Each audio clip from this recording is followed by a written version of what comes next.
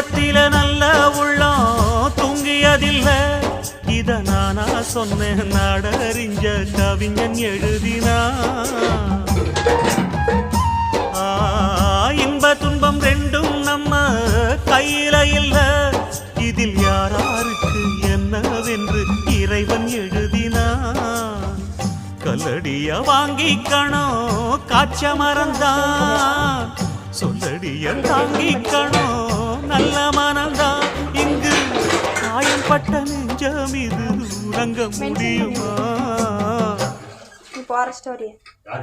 என்ன வேலை அது, என்ன வேலை மன நிம்மதிதான் இங்கு என்ன வேலை?